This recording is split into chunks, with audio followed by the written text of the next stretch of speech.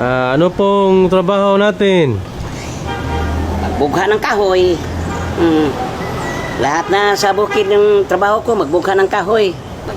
Saksaka ng dumi. Kasi naman, pigado naman ako. Kay gusto naman sa aking anak nga mayroong makain siya.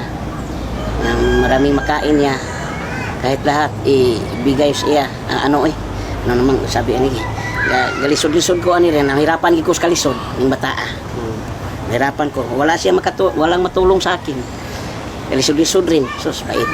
Ang kapaitin ani niya. So, dako lang lusin ani niya. Lagot ko ani.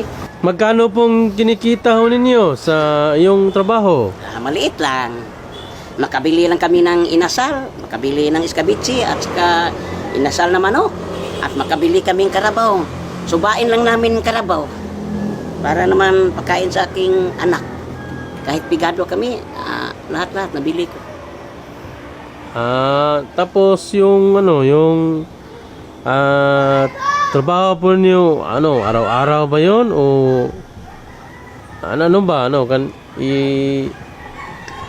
Hindi ka marunong ma-interview, sir. Araw-araw gawin ko.